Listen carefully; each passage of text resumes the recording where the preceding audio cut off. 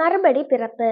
நாம் செய்த நீதியின் கிரியைகளின் நிமித்தம் அவர் நம்மை ரட்சியாமல் தமது இரக்கத்தின்படியே மறுஜென்ம முழுக்கினாலும் பரிசுத்த ஆவியினுடைய புதிதாக்குதலினாலும் நம்மை ரட்சித்தார். தீத்து 3:5. Hi friends. அநேக ஜனங்கள் தங்கள் கிரியைகளின் மூலம் தங்கள் பாவங்கள் மன்னிக்கப்பட்டு ரட்சிப்படையலாம் என பல கிரியைகளை செய்கிறார்கள். பல தான தர்மங்களை செய்கிறார்கள். பல சடங்குகள் செய்கிறார்கள்.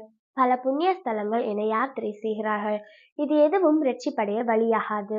ரட்சிப்படைய நமது கர்த்தராகிய இயேசு கிறிஸ்து நமது கிரியைகள் உதவாது என அறிந்து அவர் நமக்காக சிலுவையில் பலியானார். அது அவர் நம்மேல் வைத்த இரக்கத்தின் அன்பின் வெளிப்பாடு.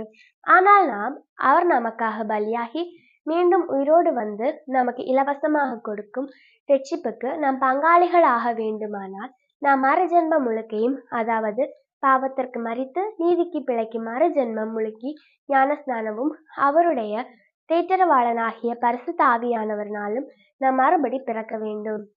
நாம் அவரை வாஞ்சித்து அவருக்காய் நாம் ஜெபிக்கும் போது அவர் நம்மேல் வருவார்.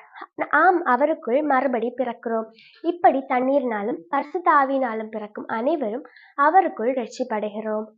அவருடைய இரக்கத்தின்படி அவருடைய சிலுவை மரணத்தின் ஆசீர்வாதங்களுக்கும் உயிர்த்தெழுதலின் மகிமைக்கும் பங்காளிகளாகும் பொருட்டு அவருக்குள் தண்ணீரினாலும் பரிசுத்த ஆவியினாலும் மறுபடி பிறந்த நாம் அவருடைய பரிசுத்த ஆவியானவரை துக்கப்படுத்தாமல் அவர் வரும் வரை அல்லது நாம் அவரிடம் சேரும் வரை நாம் பத்திரமாக காத்துக்கொண்டு அவர் நமக்கு கொடுத்த சிலுவையின் ரட்சிப்பை காத்துக்கொள்ள கர்த்தராகிய இயேசு கிறிஸ்து தாமே நமக்கு உதவி செய்வாராக. ஆமேன்.